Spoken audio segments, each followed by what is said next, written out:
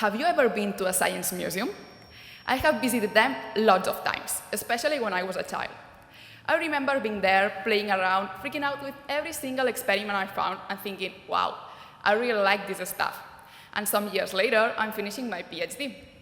In fact, this is one of my first memories related to science. But how I remember it?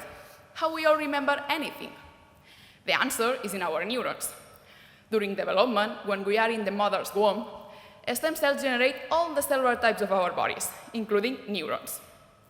Once they are formed, they establish connections between them that are called synapses.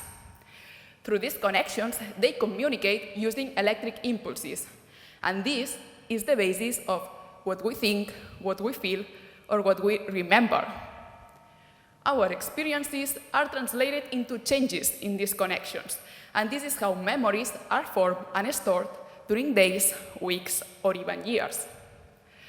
But exactly where they are stored? In the brain, there is a special region that is called the hippocampus. It's like a little drawer for memories. Imagine how special is the region and how important is memory for us, that the hippocampus is one of the unique regions where the generation of neurons is preserved during all life, in a process known as adult neurogenesis. But why? The neural stem cells located in the hippocampus divide and generate new neurons during all life.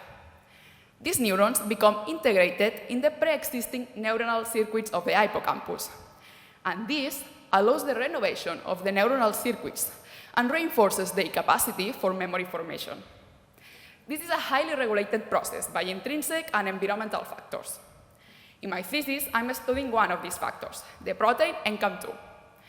NCAM2 has been described that it's important for the establishment of connections between neurons. But now, we've seen that it's also important for the regulation of neural stem cells division, and therefore for the formation of neurons during the adulthood. So it seems that NCAM2 is important for memory formation.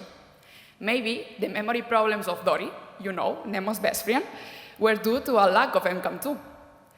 We don't know, but what we know is that NCAM2 is affected in patients with Alzheimer's disease.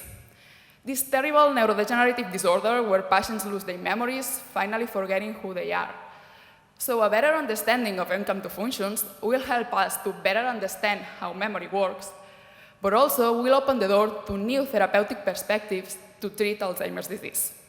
Thank you.